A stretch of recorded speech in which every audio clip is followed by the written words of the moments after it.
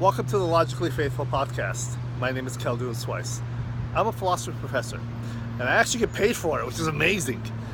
But it didn't all start that way.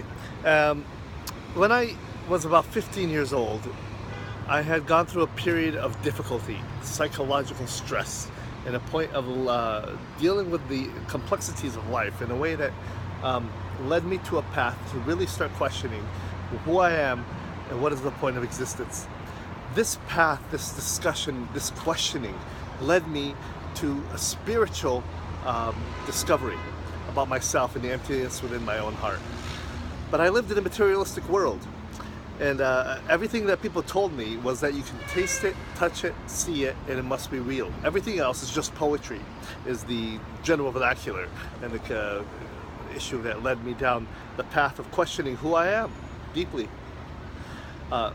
And I began to write letters to the people around me, the priests and the clerics of my day. And the questions were deep, like how do you know God exists? How do you know there's a soul? How do you know this religion thing is not all mumbo-jumbo poetry? Seriously, tell me the truth about this. And it led me to ask even more questions because they weren't answering the basic questions that I had. And that led me into a point of despair deep within me.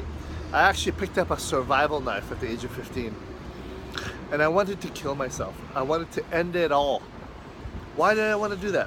Because I saw life as empty. No matter how successful I am, no matter how great I rise above the echelons of society, I will still die and be worm food.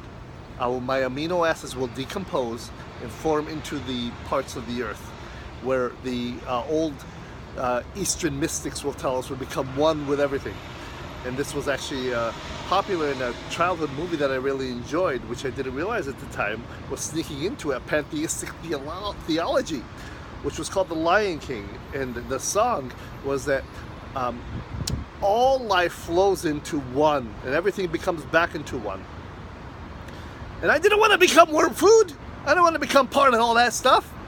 I knew there was something deeper about me, deeper about all of us that makes us real and unique and absolutely wonderful. But what is that?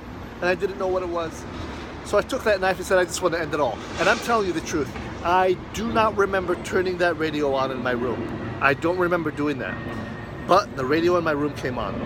And somebody began to talk about a real God and real love and real hope and real truth. And about a God who had left heaven, come down and became one of us, and took on upon himself the suffering of every man, woman, and child.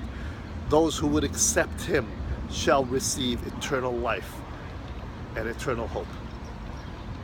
And that he was the way, the truth, and the life, and that no one comes to the Father but by him. I dropped that knife and looked up into the window that was raining deep that night, and it was dark.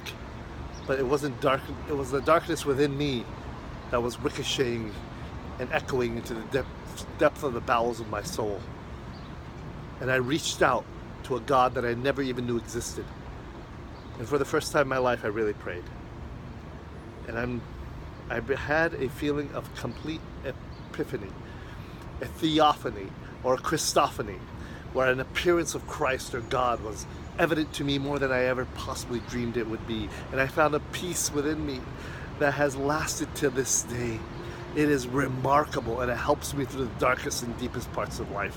And when I went through the tragedy later on in my life, which I'll tell you about later, the death of my son, this helped me through it. He helped me through it.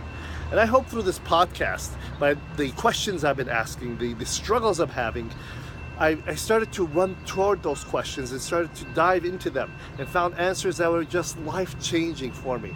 Not complete answers, but at least it led me on a trajectory that helped me see more and helped me see further and deeper than I've ever seen before. And I hope through this podcast I'll be able to help you see what I've seen, and that we can journey together and learn more about the wonders of life that God has prepared for all of us. Thank you for your time.